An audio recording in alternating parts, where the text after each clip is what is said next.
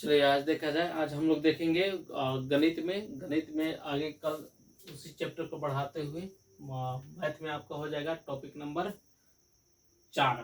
ठीक है, तो टॉपिक नंबर 1, 2 और 3 पीछे वीडियो में हम लोग पढ़ चुके हैं। जो नहीं देखे हैं उसको जाकर के पहले देखिए। शुरू से सीरियल बाई सभी वीडियो को देखते जाइए शुरू से अंत तक। एकदम निश्चित है कि आपको गणित में पूरा सफलता मिलेगा।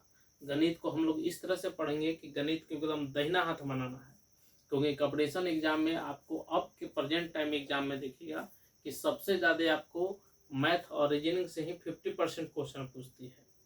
ठीक है, तो मैथ और रीजनिंग को आपको दाहिना हाथ बनाना पड़ेगा, उसके लिए हम लोग को मेहनत करना पड़ेगा। ठीक है, तो बारी बारी से हम इसलिए हर एक टॉपिक वाइज टॉपिक ला रहे हैं। जितना टॉपिक वाइज टॉपिक है सबको हम डिटेल से पढ़ाते जाएंगे। ठीक है, तो देखा जाए आज हम लोग पढ़ेंगे क्या, अभाज्य गुणनखंडों की संख्या निकालना सीखेंगे। ठीक है, तो सबसे पहले देखा जाए अभाज्य संख्या किसे कहते, किसको है अभाज्य संख्या किसे कहते हैं। तो ध्यान रखिएगा, अभाज्य संख्या किसे कहेंगे, यानी वैसी संख्या जो एक और स्वयं से कटे, किसी और संख्या से विभाजित न हो, उसे ही क्या कहते हैं, अभाज्य संख्या कहते हैं। ठीक है, तो हम कह सकते हैं कि वैसी संख्या जो स्वयं एवं एक से विभाजित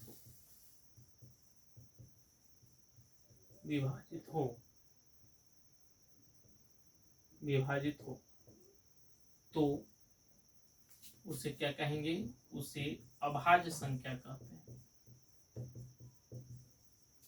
अभाज्य संख्या कहते हैं। ठीक है, उसे ही क्या कहेंगे, अभाज्य संख्या कहते हैं। तब यहाँ ध्यान रखिए, सबसे अगर पूछेगा कि सबसे छोटी अभाज्य संख्या कौन है, तो हम कह सकते हैं कि सबसे छोटी अभाज्य संख्या कितना होगा, 2 होगा। जो 2 ही है जो किससे कटेगा, एक से कटेगा और स्वयं से कटेगा। किसी और संख्या से कट सकता है तो नहीं, वो किसी और संख्या से विभाजित नहीं होगी। तो ध्यान रखना है कि अगर पूछेगा आपसे कि बताइए सबसे छोटी अभाज्य संख्या, ठीक है, सबसे छोटी अभाज्य संख्या कितना होगा, आपको 2 होगा। ठीक है, तो इस क्षेत्र में अब देखा जाए, मूल रूप से हमको परिभाषा नहीं याद करना है, लेकिन समझने के लिए हम इसको लिखते चलेंगे। ठीक है, जितना नोट्स आएगा नोट्स भी लिखाते जाएंगे। तो अब देखा जाए, अभाज्य संख्या बोल रहा है कि अभाज्य गुणनखंडों की संख्या ज्ञात करें। जैसे कहना यह चाहता है कि अगर आप बताइए, अगर हम इस तरह से क्वेश्चन को अगर लेते हैं कि अगर 20 संख्या है, ठीक है, संख्या कितना है, 20 है, तो बोला कि इसके कितने अभाज्य गुणनखंड होंगे।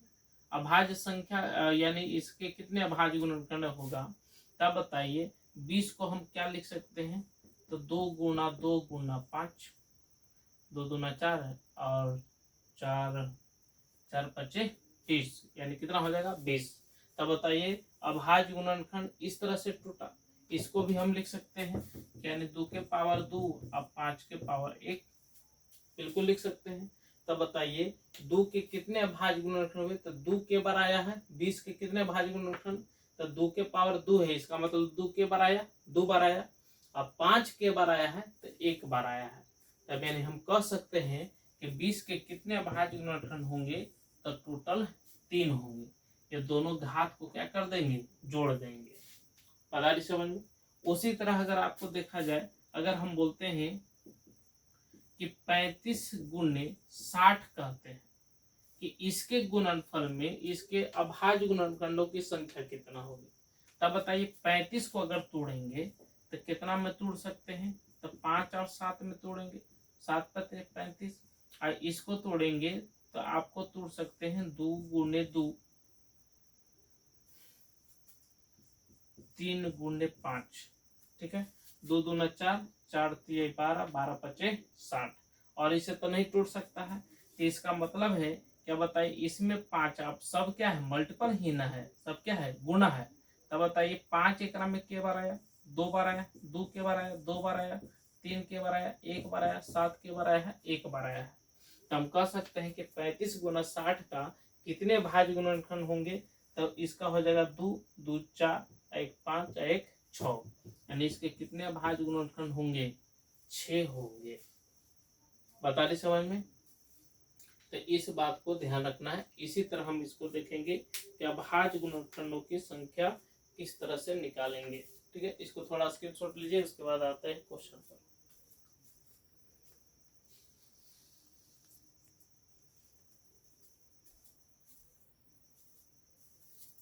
चलिए देखा जाए, 3 क्वेश्चन हम लोग देखते हैं। सबसे पहले इसमें ये सभी के गुणनफल के क्या निकालना है, अभाज्य गुणनखंड निकालना है। अब इससे पहले थोड़ा सा एक बात समझिएगा, जैसे आपको घात की अगर बात चर्चा किया जाए, जैसे मान ली जाए कि अगर आपको 20 है, एक पावर 30 है, ठीक है, तो इसको पहले अभाज्य गुणनखंड है, ये इसको बेस है, ये क्या है, घात है। इसको घात माने इसको क्या कहते हैं, पावर है, और ये बेस है, आधार है, तो इसको क्या कहते हैं, बेस कहते हैं। तब बेस को क्या किस में तोड़ेंगे, अभाज्य संख्या में, अभाज्य गुणनखंड करेंगे। ठीक है, तब बताइए 20 को क्या हम तोड़ सकते हैं, तो 20 को तोड़ सकते हैं 2 गुना 2 गुना 5, 5 का 20 के पावर कितना है, 30। अब इसको लिखेंगे 2 के पावर 2 गुने 5 के पावर 30। अब बताइए जब भी घात रहता है, पावर है, तो पावर में दोनों से गुना होगा। बता रही समझ में। तो इसका मतलब है कि इसको हम क्या लिख सकते हैं, तो लिख सकते हैं कि 2 के पावर 2 गुना 30 गुना 5 के पावर 1 गुना 30, यानी इसको लिख सकते हैं 2 के पावर 30 दूना 60 और 5 के पावर कितना हो जाएगा, 30। इसका मतलब है कि 2 के अगर पूछता किसी में अभाज्य गुणनखंडों की संख्या, तो ये दोनों को जोड़ देते, यानी 2 के बार आया है 60 बार आया है, अब 5 के बार आया है 30 बार आया है। इसका मतलब है कि इसमें अभाज्य गुणनखंडों की संख्या कितना होगा, 30 90 हो जाएगा। 60 और 30 कितना हो जाएगा, 90। बताइए समझ में। तो उसी तरह यहाँ पे समझा जाए, इसको अभाज्य गुणनखंड संख्या निकालना है तो कैसे निकालेंगे। तब देखा जाए यहाँ पे दू कैसा है, सम है, लेकिन अभाज्य गुणनखंड तो बताए कि जो 1 से कटे और स्वयं से कटे, तो 1 से भी कटेगा, स्वयं से भी कटेगा, 2 से भी कट जाएगा, तो क्या अभाज्य गुणनखंड है, नहीं है। तो इसको तोड़ेंगे अभाज्य गुणनखंड में, तो 2 के पावर 2 देंगे, अब पावर कितना 10, तो 2 के पावर 2 यानी कितना हो जाएगा, 4 हो जाएगा, और एक घात कितना हो जाएगा, 10। ठीक है, तो उसी तरह इसमें देखा जाए 7 के पावर कितना है, तो खुद अभाज्य संख्या है, 16 नहीं है, तो 2 के पावर कितना देंगे, 4, एक का पावर कितना है, 2। 11 का घात 1 है, और 10 को हम लिखेंगे क्या, 2 गुना 5, यानी कितना पावर हो जाएगा, 2। अब इसको गुणा करेंगे तो 10 दूना 20, 7 के पावर 3 गुना और 2 दूना 4, सॉरी 4 दूना 8 गुना 1 और गुना ये दोनों पे पावर चढ़ेगा 2 और ये 2। पता नहीं समझ में। तब देखा जाए इस तरह से एग्जाम में इतना लिखने का भी जरूरत नहीं है। अब इसको अभाज्य गुणनखंड निकालना, तो सबको जोड़ दीजिए, जो जो यहाँ घात है ना, सब घात को क्या कर देना है, जोड़ देना है। तो जोड़ेंगे कितना कितना हो जाएगा, 20 plus 3 plus 8 plus 1 plus 2 plus 2, सबको जोड़ दीजिए। तो 20 और 3 23, 23 और 8 31, 31 1 32 और 32 और 4 32 और 4 36, एंड इस संख्या का अभाज्य गुणनखंड कितना होगा, 36 होगा। बता रही समझ में, ये ध्यान रखिएगा। इस समझ में आया सब लोग को, ठीक है।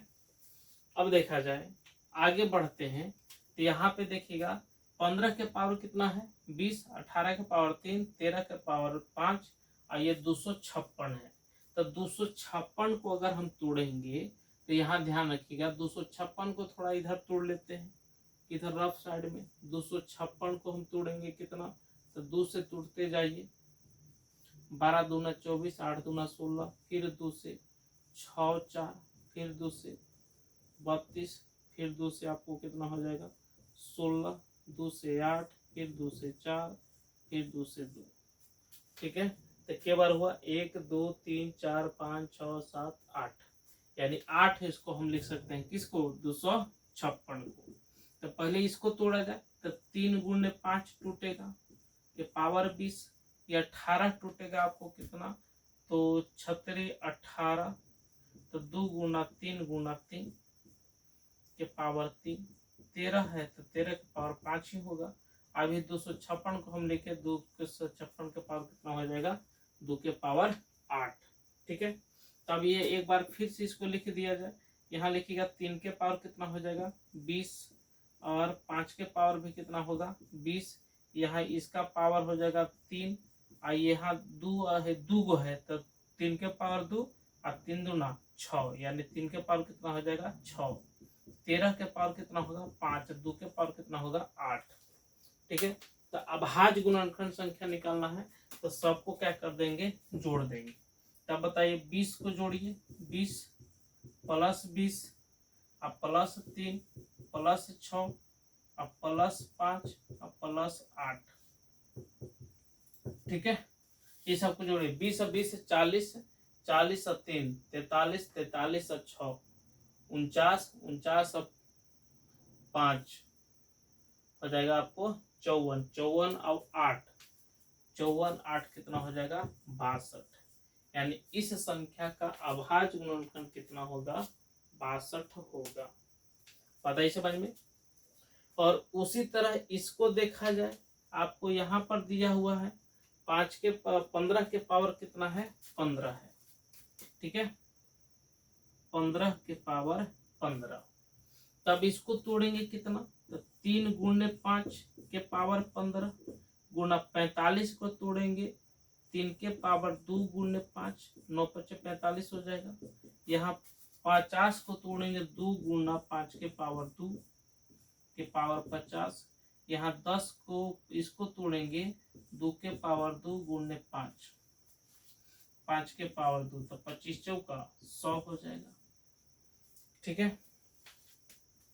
तो एक बार और इसको अगर देखा जाए इस कंडीशन में, तो इसको हम जोड़ेंगे 3 के पावर कितना हो जाएगा 15, 5 के पावर कितना 15, यह 45 दूना 90, 45 दूना 90 हो जाएगा, 5 के पावर कितना हो जाएगा 45, ये हो जाएगा 2 के पावर 50, अब 5 है तो 50 दूना 100, तो ये हो जाएगा 5 के पावर 100 गुना, ये 100 है तो 2 के पावर कितना हो जाएगा 200 गुना, अब 5 के पावर भी कितना हो जाएगा 200, ठीक है।